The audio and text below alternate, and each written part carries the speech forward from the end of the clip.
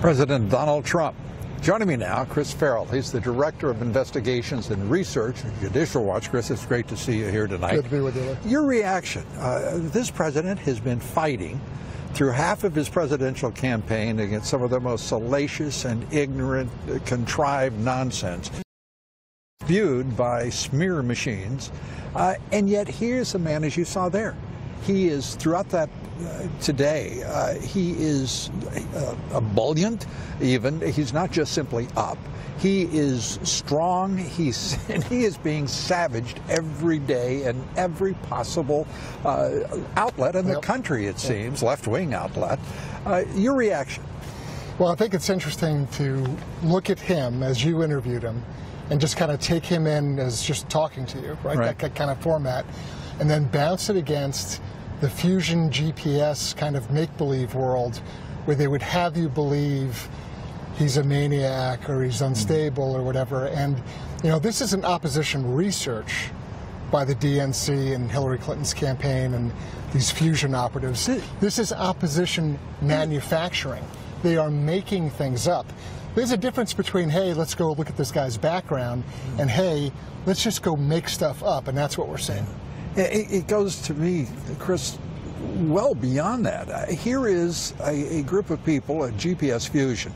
The Democratic Party, the Democratic National Committee, we know they conspired to defraud Bernie Sanders and give the nomination to Hillary.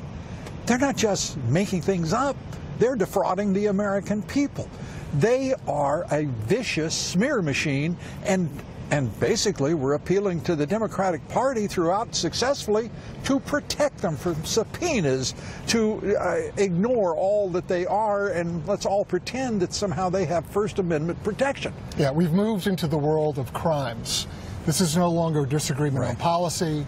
It's not a disagreement on politics or point of view or left-right. We're now talking about crimes. Crimes have been committed, and in this case, unlike Mr. Mueller, where there's no criminal predicate, I can tell you what the crimes are with respect to fusion GPS.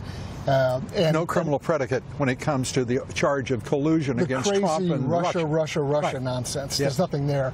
You want to talk about Hillary Clinton's emails? 18 U.S.C. Section 793F. I can tell you the crime that was committed. You want to talk about people colluding and manufacturing things? How about even a civil rights claim of actual malice? You want to talk about a First Amendment lawsuit? The president could easily bring both a Privacy Act and an actual malice claims personally, because he knows that people have just manufactured nonsense and then published it recklessly as though it were real. So I would encourage people to go contact their attorneys and look up some definitions. Mueller, Weissman, Rosenstein. As the list builds around the special counsel and the top of the FBI and is connected to the FBI informant who's been under a gag order now for some considerable time, denied the opportunity to speak to the United States Congress, the representatives of the people. What is your reaction? I mean, at some point, the Democratic Committee, National Committee, has to be held accountable for conspiring, colluding with the Russians. I mean, look at the plethora of just absolute ignorant affronts against the American people. There are very grave national security questions attached to the DNC with respect to that whole server nonsense. Where they said, oh, we had CrowdStrike come in and look at it. Nothing there. That's why would the FBI? Why would the FBI? Why would they ever roll over and say, allow themselves to be told to go home? We'll take care of it from here by the DNC. Correct. And then the other half of that is what you finished up with respect to, let's walk back 7 years and look at the cast of characters who were looking at the uranium story Uranium One, and then you're talking about Mueller and Comey, and so it becomes very. They're engaged in a cover-up. Let's just call it what it is. They are engaged. You didn't hear about it till now because the people who were actively involved in it 7 years ago put a cap on it. The FBI has much to answer for, its leadership, and the fact of the matter is, it appears to me that there is no way that this FBI can be allowed to exist in its current form with this leadership. Yeah, I know it sounds radical, but it should probably be disestablished and then rechartered as another agency with a complete house cleaning. The current environment, the operating environment, the climate there, it can't go on this way.